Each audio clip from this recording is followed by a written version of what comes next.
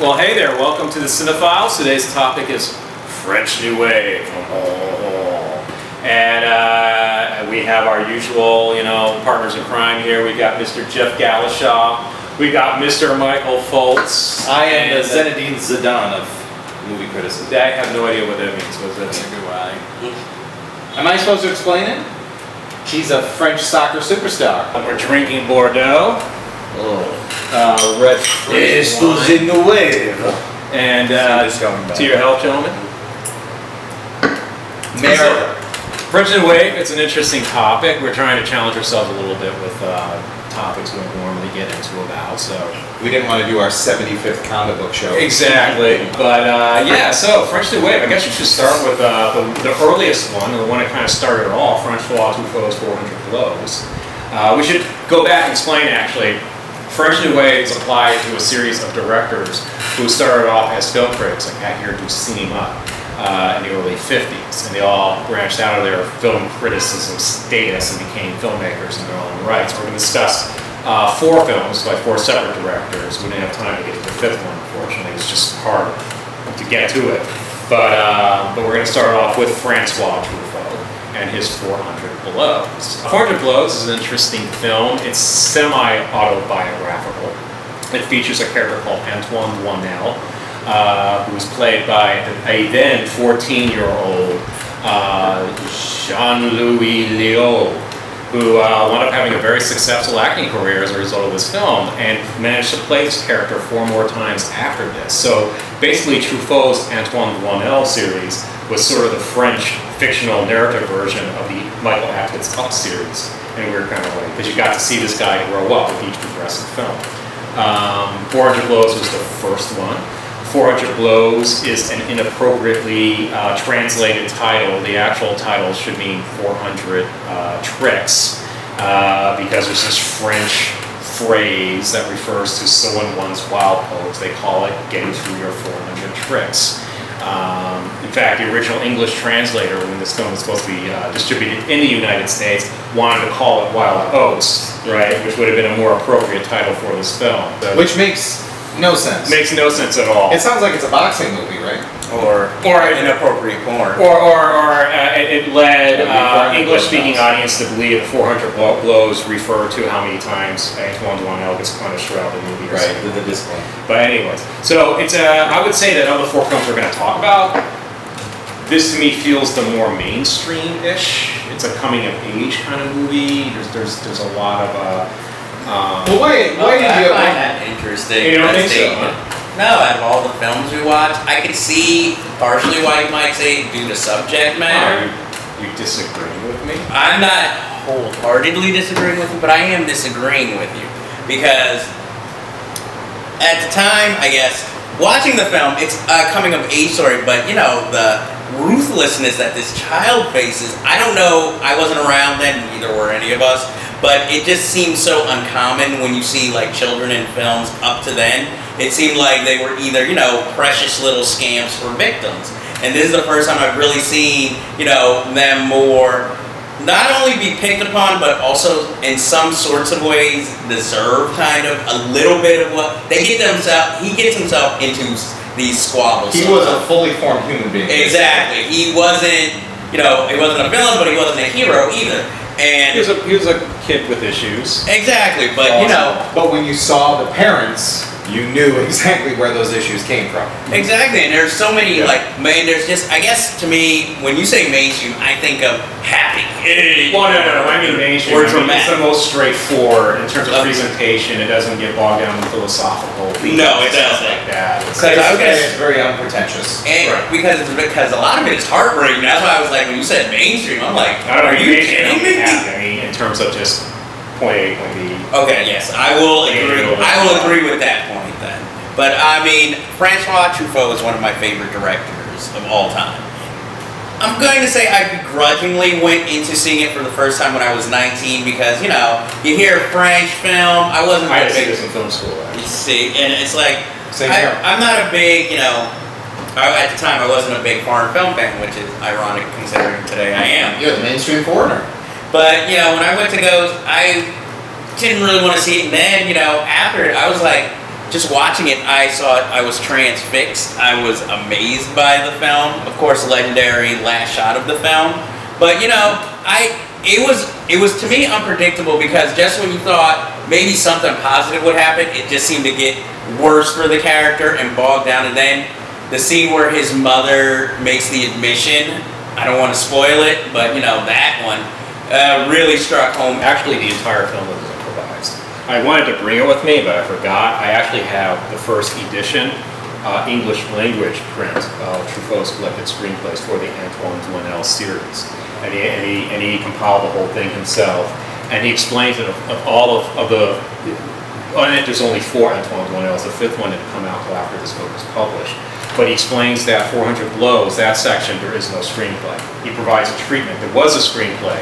The problem was, Leo was great in his audition piece and screen tests, but when it came to line readings, actually doing the script, it became mechanic and not naturalistic. So instead they threw out the script and had the actors improvise with them, and that's what's on camera. So there is actually no script. Well, I think the reason why that this film was such a revolutionary piece is the realism that we get from beginning to end. And like you mentioned earlier, you don't get that sugarcoating of a child in the film, which was very unlike what we saw in most of Hollywood.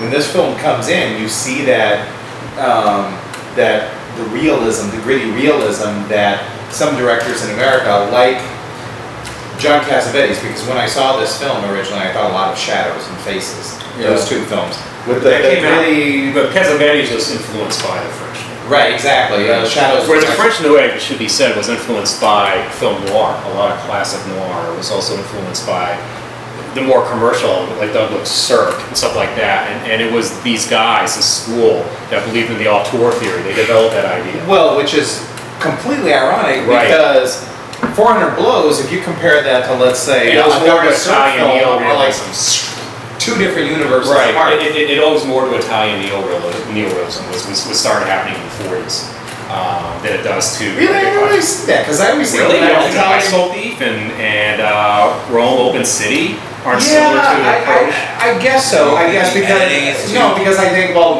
Bicycle Thief is a great example because it shows the ups and the downs of childhood.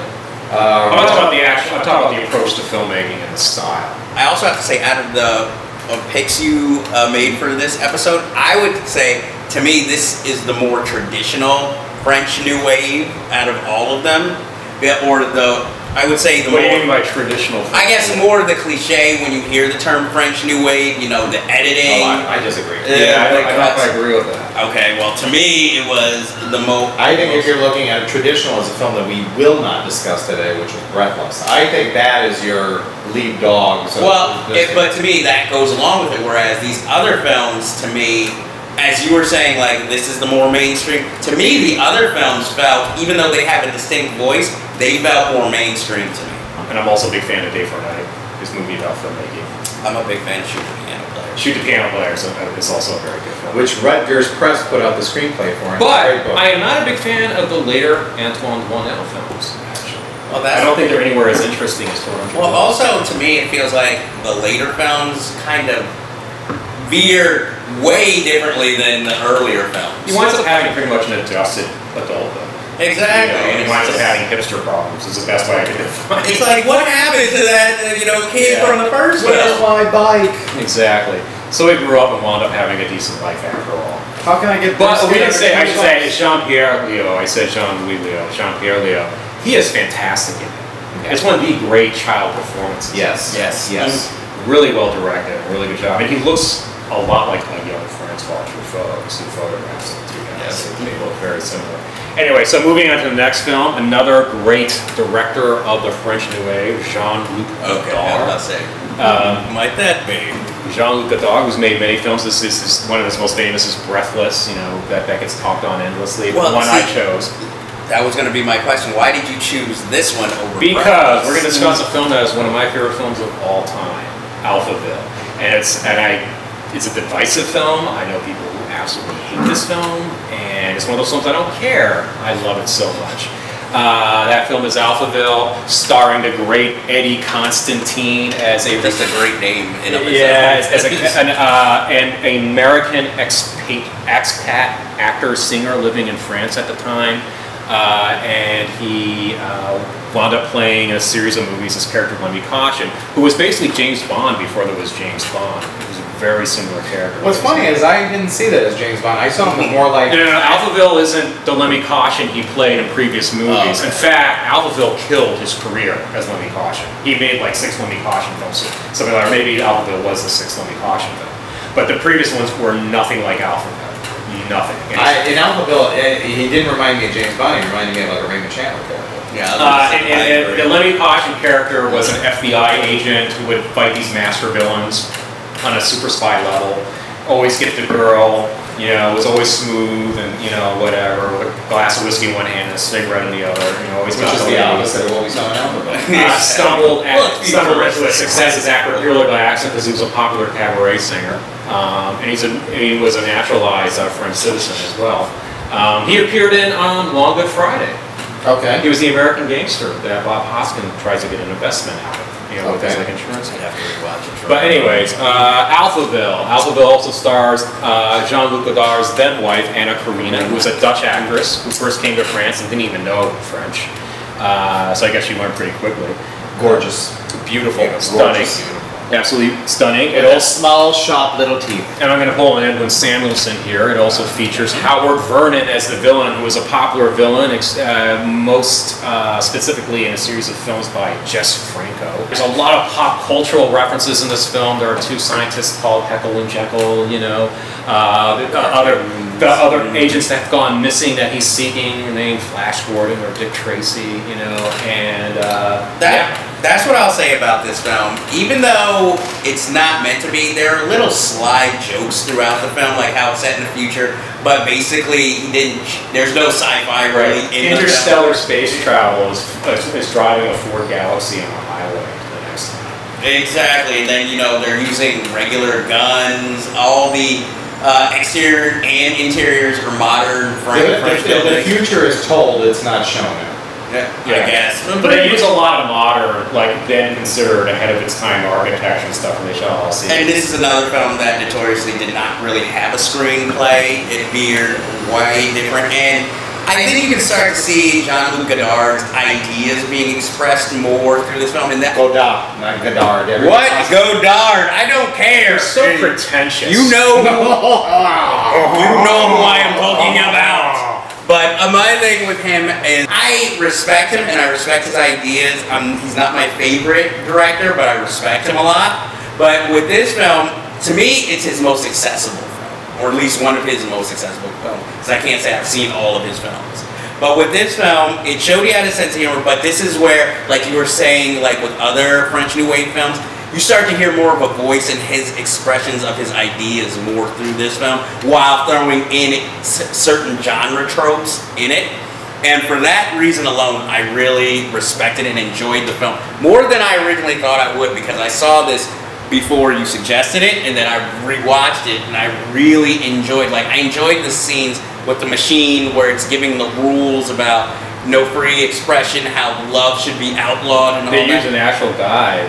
Yeah. Throat cancer who had one of those machines. Yeah, because I was like, whose voice was that? Because I was like, all sorts of stuff. I mean, I love the ingenuity. It's almost, you know, it's almost like they were sweeting this movie. Exactly. That's what I like about it, and that's why I feel like it's his most accessible film if you're ever going to try and watch. I was going to say there's one film that's probably, I would consider his most quote-unquote mainstream.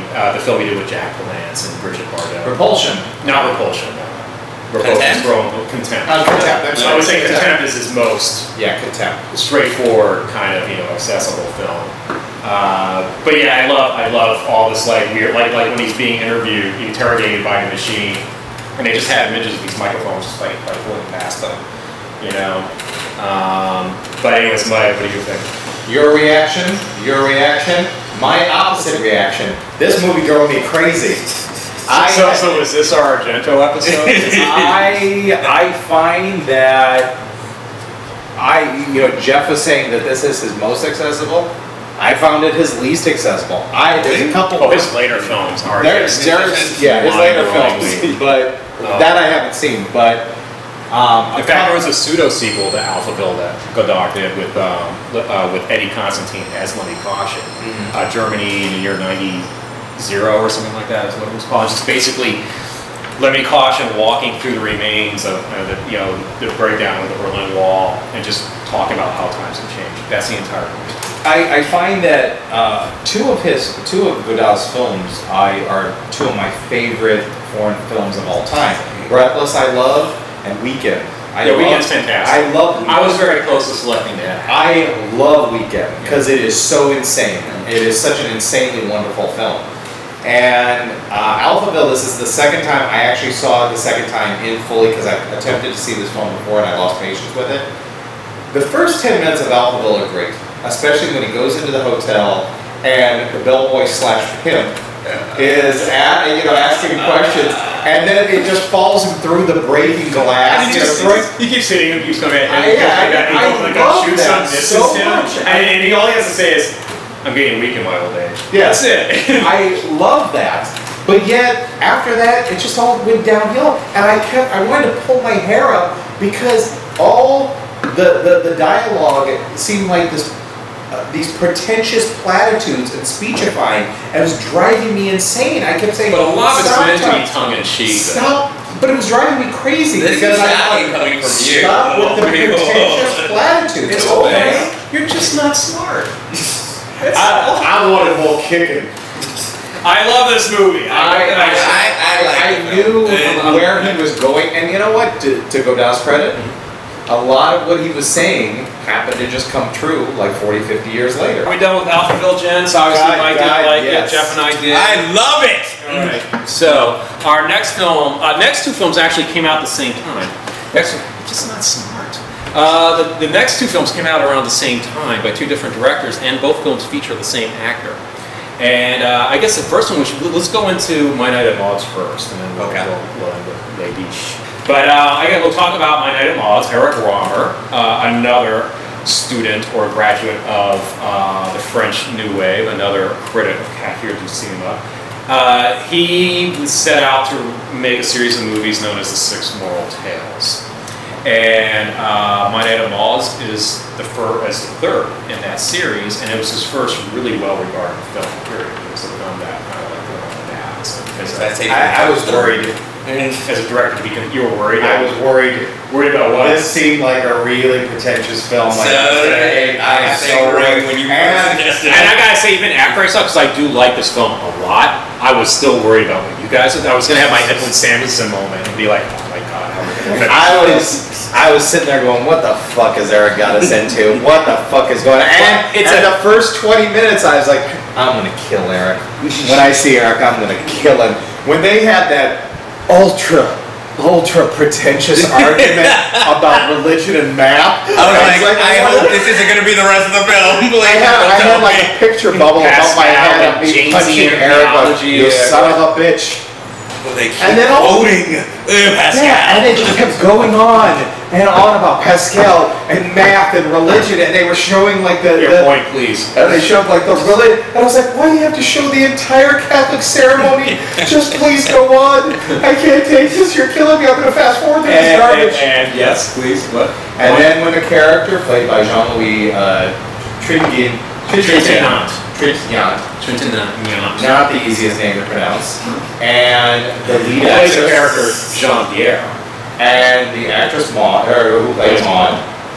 Once they started talking, film took right off for me. I wholeheartedly agree with what he just said. It became a good movie, despite all that garbage that it swung through. But that garbage you had to swim through because it set you up for what was going to happen. Because this whole movie, it has to be understood, is about a character who's conflicted, basically.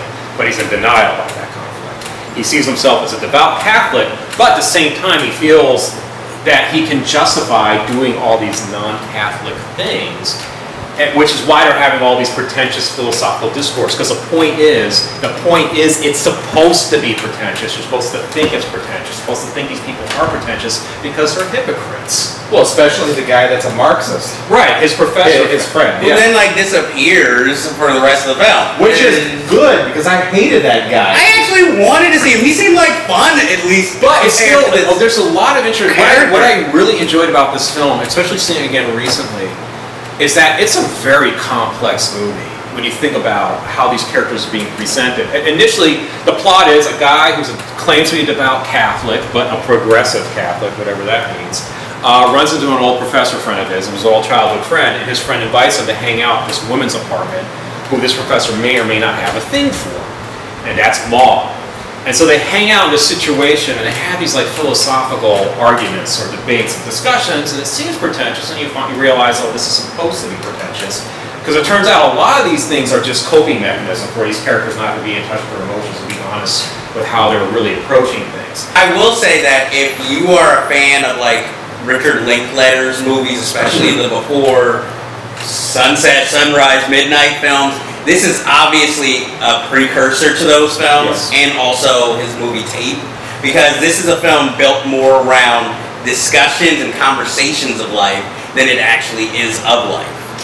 I just find it to be a film that gives you a full, rounded view of two people talking when there is an attraction, and it's not just a physical attraction, but there is an attraction there. And because of one character's dogma that he has walled himself into, because it's just not the dogma of his religion. Right. He has absolutely brainwashed himself into believing that the woman that he will fall in love with is the person that he saw in church and is the archetype of the virgin that he wants with the blonde hair. And he's got such a rigid standard in his head that when this gorgeous woman enters his life and finds him to be intriguing, even though he is coming across as somebody very rigid. But she's clearly got her issues too. Of course. She's got her set of standard judgment, but she comes across as much more easygoing because it's very daring at that time to have a divorcee as your leading woman. Not only that, her invited him to sleep in her bed with her, right? And you know what she wants. He knows what she wants, and that sets you up for that. I thought that was hilarious. How he tries to protect himself when he decides to go into bed with her. I think, spoiler alert, the irony is in the ending when he kind of realizes that his current wife isn't the virginal, and that most likely she was the one who was having the affair with Maud's husband. What's really about this film is it's not what's said, it's the subcontext. And this film is really good at presenting subcontext without spitting it out. That's Les Biches. Claude Chabrol, who has affectionately been known as the French Hitchcock, although not too many films he's done could be. I don't know about that one. I disagree. But his next film that we're going to discuss came out around the same year. Also stars Jean-Luc and the only one in color. And the only one we watched in color, which is Les Biches. I guess translated means the does or the female does. The bitches. Well, see, I thought that too, and then I looked at the translation because it's been a long time since I've taken French, guys. So, but oui, oui.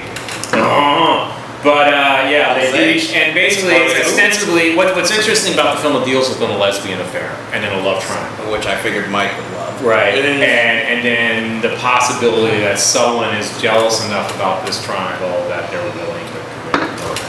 That's basically the setup. Can I go first? Please do. Sure. Why? It starts off so great. I'm thinking, oh, this is going to be a French erotic drama with lesbians, hot lesbians.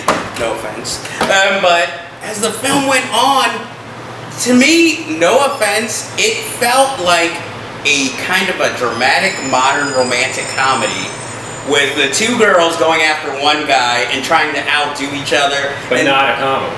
It's not a comedy. If you look at it, laughs. I found it drawn out and boring, and we talk about pretentious. This film was hella pretentious with a character named Y.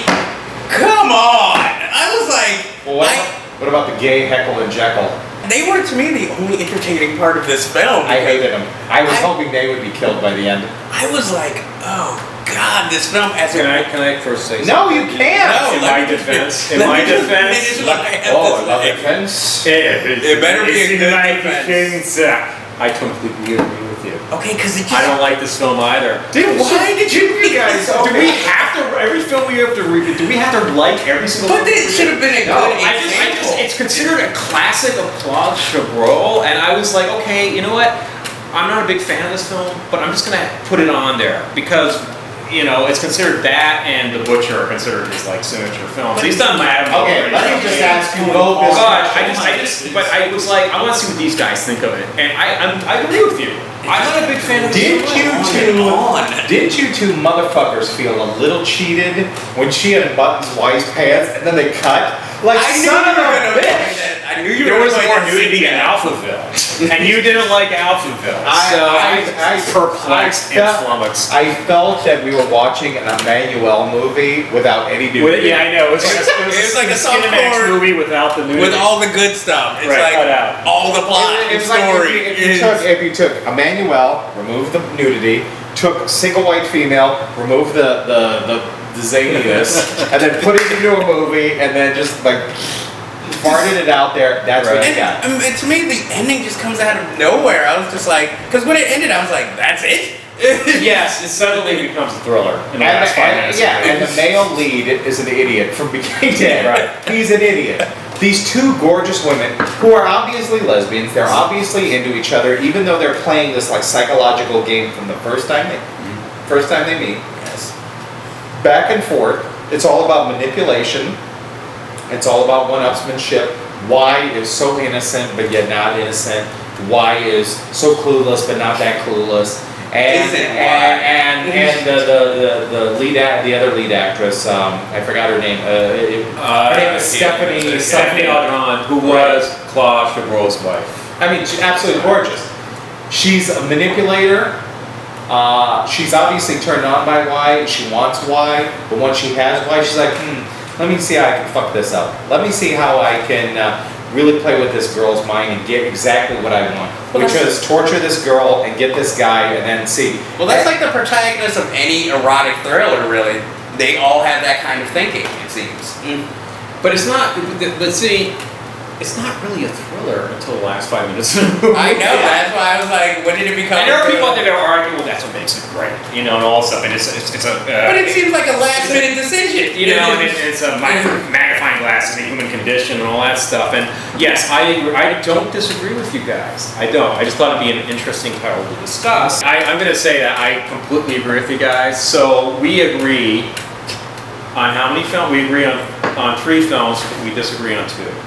On 1. We both like Alphaville. You hated Alphaville. I didn't hate it. I just disliked it. But you like the Green Hornet. Where'd you get that from? Yeah, no, Green Lantern. Green Lantern, one of the Greens I know you liked. Jesus Christ. You like that Green movie, that's all I remember. Asian? No. Allergic to alcohol? No, I'm just saying. You liked the Green Lantern, but you didn't like He doesn't defend the Green Lantern. Yeah, I know. I'm just saying. Yeah. You liked a shitty movie in the past. No.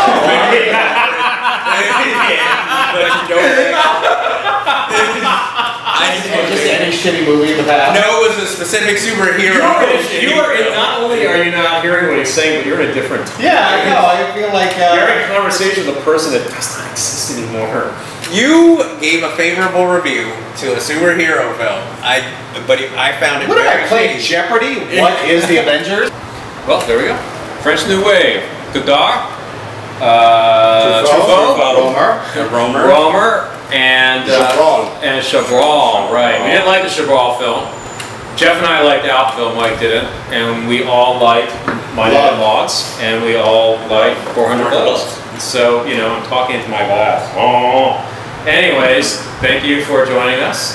Check us out on thisisinfamous.com. Also check us out on Google+. We're on Google+ now, people. Follow us on Twitter, whole 9 yards. We're all individually on Twitter. You can find us Unfinished Business. Unfinished Business. Unfinished B1. Yes. Right? That's the hashtag.